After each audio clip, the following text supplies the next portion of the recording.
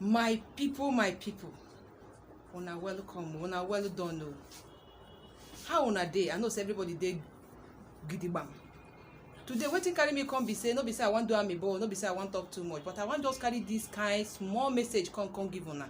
Abeg, una life dey very very important to me. Oh. No be say I wan talk, no be say I wan speak. All my viewers outside there, my friends, my lovely ones, my people, I love una too much. But the kind thing wey my eyes don see this period, in fact, e don make me say I no fit shut up my mouth. If I shut up my mouth, e go dey very very bad.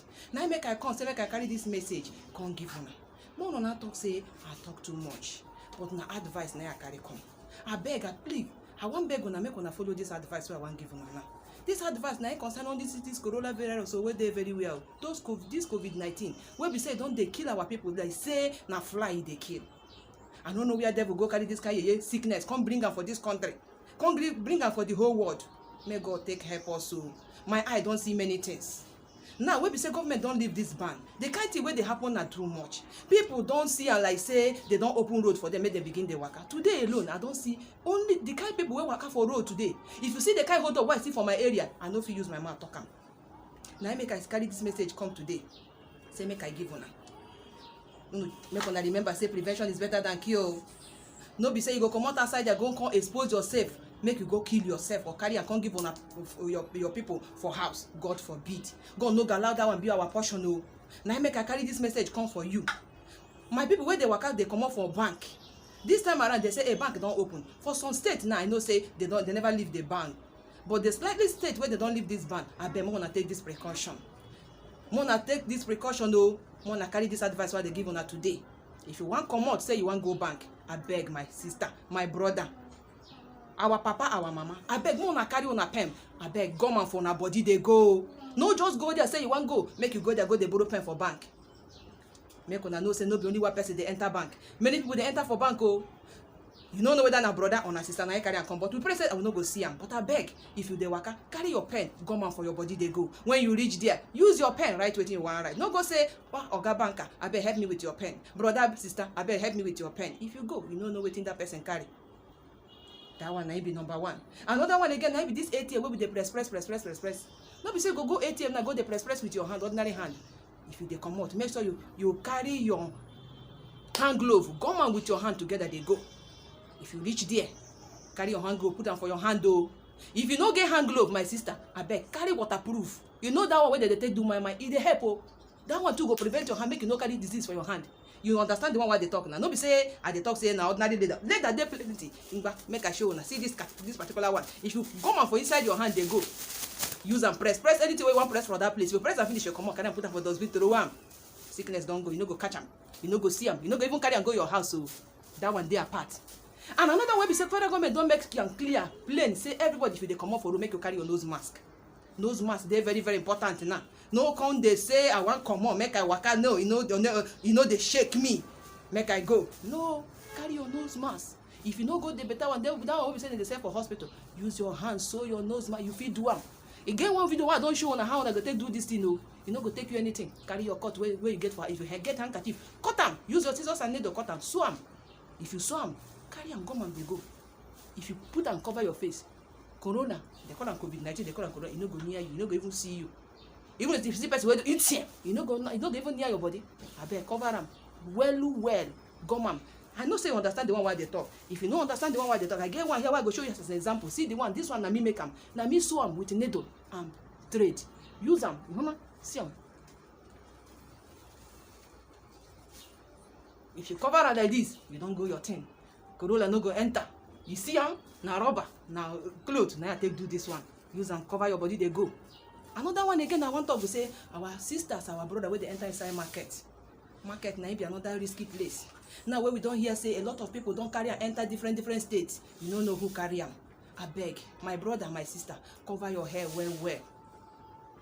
If you wear your clothes to go market, come back, I beg, carry and soak them inside water immediately. No even say make I wear them. Enter the house, they waka, they let people touch you. Soak them inside water, carry your soap and water, wash and make it clear. Now be another message why I bring come. You never end for that place, so the garri wey we dey drink for market na be another case. You know so many people dey enter for market, if they touch the garri, they touch and if you touch and finish, you go carry and come back house, come full am inside water, come carry drink. Abeg, if you get frying pan for your house, if you carry the garri come back, put am for pan, fry am, make fire burn am small burn am well. If you fire don burn am, you fit drink your garri.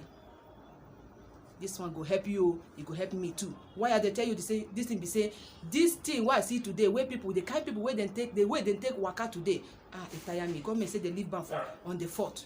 Today, every road dey very busy. Everywhere people na so people dey waka. And another thing, our brother and sister wey dey waka for hotel. Hotel na e be another bad place. Na e be sister and brother for COVID-19 o. The kind thing wey dey happen for hotel no be small thing. You know say no be only one person dey enter for hotel o. Many people dey enter for hotel, you go see light, dem go press am. AC dey there, dem go touch am. Television dey there, dem go press am. Abeg, no be all those people wey dey there dey clean hotel, na dem dey sanitize this hotel well. Dem no dey sanitize am well with the way wey dey take am o. Abeg, for now, I go even advise you say, if you know how you go take stay for your house, jeleje, no dey go hotel for this period. Avoid hotel, avoid am well. No come go there say you wan go make you sleep for night, come back, come carry wahala, come give your people. Another one again where I want talk, wey be say e dey very important. All this carrot and apple wey we dey buy from outside, una know say may God help us o.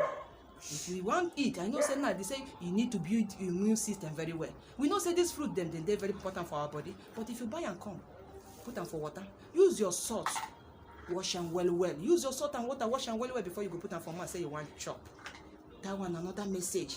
And another message again, na phone. My sister, abeg make I see your phone, make I press am small. No borrow this time, no go see.